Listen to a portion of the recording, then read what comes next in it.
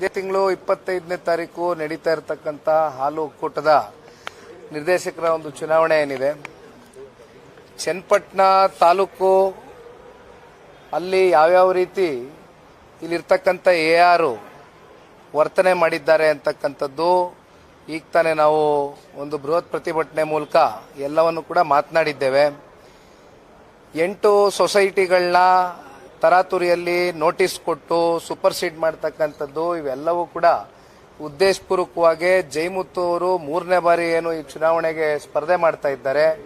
2 ಬಾರಿ ಈಗಾಗಲೇ ಅವರು ಅತ್ಯಂತ ಕಾರ್ಯೋನ್ಮುಖರಾಗಿ ಕೆಲಸ ಮಾಡಿದ್ದಾರೆ. ಇವೆಲ್ಲವನ್ನ ನೋಡಿ ಕಾಂಗ್ರೆಸ್ನ ಕೆಲವೊಂದಷ್ಟು ನಾಯಕರುಗಳ ಒಂದು ಒತ್ತಡಕ್ಕೆ ಮಣಿದು ಇವತ್ತು AR ನಡ್ಕೊಂಡಿರ್ತಕ್ಕಂಥ ರೀತಿ ನಿಜಕ್ಕೂ ಕೂಡ ಬಹಳ ಖಂಡನೀಯ. ಇದನ್ನ ನಾವು DC ಅವರ ಗಮನಕ್ಕೆ ತಗೊಂಡು ಬರ್ತಕ್ಕಂಥ ಕೆಲಸವನ್ನ ಮಾಡಿದ್ದೇವೆ. ಬಿಕಾಸ್ ಅಲ್ಟಿಮೇಟ್ ಇವತ್ತು DC ಅವರು ಅಂತಕ್ಕಂಥದ್ದು ಇವತ್ತೇನು ಒಂದು ಡಿಸ್ಟ್ರಿಕ್ಟ್ ನಲ್ಲಿ ಅವರು ಇನ್ಚಾರ್ಜ್ ಇರ್ತಕ್ಕಂಥ ಹಿನ್ನೆಲೆಯಲ್ಲಿ ಅವರಿಗೆ ಅವರದಾದಂಥ ಪವರ್ಗಳಿದೆ. ಹಾಗಾಗಿ ಸಾಕಷ್ಟು ಈಗ ದೀರ್ಘಕಾಲ ಸನ್ಮಾನ್ಯ ಮಂಜಣ್ಣ ಅವರು ಕೂತಿದ್ರು, ಸಾಕಷ್ಟು ಮಾತನಾಡಿದ್ದೇವೆ.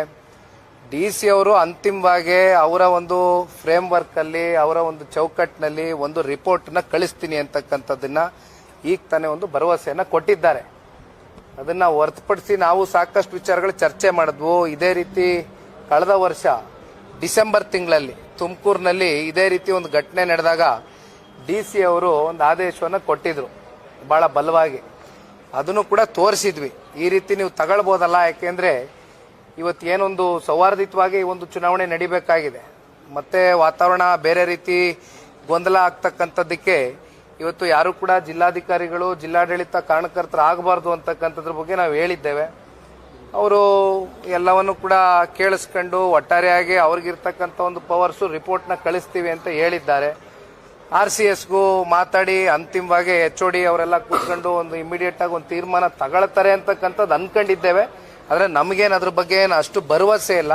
ಅಂತಿಮವಾಗಿ ಕಾನೂನು ಹೋರಾಟವನ್ನು ಮುಂದುವರಿಸಬೇಕಾಗ್ತದೆ. ಸೊ ಕಾನೂನು ಹೋರಾಟವಾಗಿ ನಾವು ಮುಂದುವರಿಸ್ತೇವೆ ಅಷ್ಟೇ, ಕಾನೂನಾತ್ಮಕವಾಗಿ.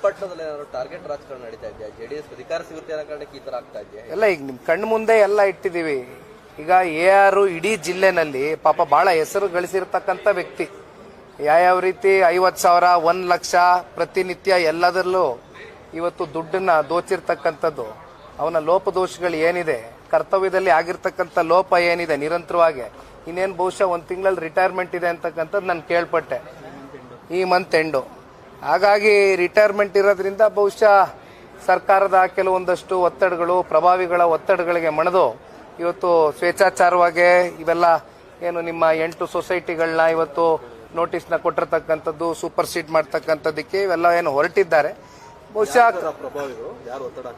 ನಿಮ್ಗೆಲ್ಲ ಗೊತ್ತಿದೆ ಜಿಲ್ಲೆ ನಾಯಕರುಗಳು ಯಾರಿದ್ದಾರೆ, ಇನ್ಯಾರು ಮಾಡ್ತಾರೆ? ಇನ್ ಪಕ್ಕದ ಜಿಲ್ಲೆಯವ್ರು ಬಂದ್ ಮಾಡ್ತಾರ? ಈ ಜಿಲ್ಲೆ ಕೈ ಹಾಕ್ತಾರ? ಜಿಲ್ಲೆಯಲ್ಲಿ ಯಾರಿದ್ದಾರೆ ನಾಯಕರುಗಳು? ದಯಮಾಡಿ ನಾನು ಒಂದು ರಿಕ್ವೆಸ್ಟ್ ಮಾಡ್ತೀನಿ ಮಾಧ್ಯಮದ ಮೂಲಕ, ಯಾಕೆಂದ್ರೆ DC ಅವ್ರಿಗೂ ನಾವು ಒಂದು ಮನವಿಯನ್ನ ಮಾಡಿದ್ದೀವಿ. ನೋಡಿ, ಈಗ ಅಧಿಕಾರಿಗಳು ಯಾರ ಕೈಗೊಂಬೆಯಾಗಿ ವರ್ತನೆ ಮಾಡಬೇಕಾಗಿಲ್ಲ. ಅವರು ಸ್ವತಂತ್ರರು. ಅವ್ರು ಯಾವುದೇ ತೀರ್ಮಾನ ತಗೋಬೇಕಾದ್ರೂ ಈ ಪ್ರಜಾಪ್ರಭುತ್ವದ ಅಡಿಯಲ್ಲಿ, ಸಂವಿಧಾನದ ಅಡಿಯಲ್ಲಿ ಸ್ವತಂತ್ರವಾಗಿ ಕೆಲಸ ಮಾಡ್ತಕ್ಕಂಥ ಕೆಲಸ ಆಗಬೇಕಾಗಿದೆ. ಯಾವುದೋ ಒಂದು ರಾಜಕೀಯ ಪಕ್ಷ 5 ವರ್ಷಕ್ಕೆ ಆಡಳಿತ ಮಾಡಬಹುದು, ಮತ್ತೆ ಬದಲಾವಣೆ ಪರ್ವ ಬಂದೇ ಬರುತ್ತಲ್ಲ. ಬೇರೆ ರಾಜಕೀಯ ಪಕ್ಷ ಬರಲೇಬೇಕಲ್ಲ. ಜನ ಬದಲಾವಣೆ ಬಯಸಿದಾಗ ಮತ್ತೆ ನಾವು ಬಂದಾಗ ಮತ್ತೆ ಇವತ್ತೇನು ನಮಗೆ ದಾರಿ ತೋರಿಸಿ ಹೋಗಿದಾರಲ್ಲ ಕಾಂಗ್ರೆಸ್ ಅವರು. ನಾವು 30 ವರ್ಷದಿಂದ ನಾವು ಈ ರೀತಿ ನಡ್ಕೊಂಡಿಲ್ಲ ಈ ಜಿಲ್ಲೆನಲ್ಲಿ. ಒಂದು ಉದಾಹರಣೆ ಇಲ್ಲ, ಒಂದು ಸೊಸೈಟಿ ಕೈ ಹಾಕಿಲ್ಲ, ಒಂದು ಡೈರಿ ಕೈ ಹಾಕಿಲ್ಲ, ಒಂದು VSSN ಕೈ ಹಾಕಿಲ್ಲ, ಯಾವುದಕ್ಕೂ ಕೈ ಹಾಕಿಲ್ಲ. ಕುಮಾರಣ್ಣ ಅವರು ಪಾರದರ್ಶಕವಾಗಿ ನ್ಯಾಯಸಮ್ಮತವಾಗಿ ಇಲ್ಲಿವರೆಗೂ ಜೀವನ ಮಾಡ್ಕೊಂಡು ಬಂದಿದ್ದೇವೆ ರಾಜಕೀಯವಾಗಿ ಈ ಜಿಲ್ಲೆನಲ್ಲಿ.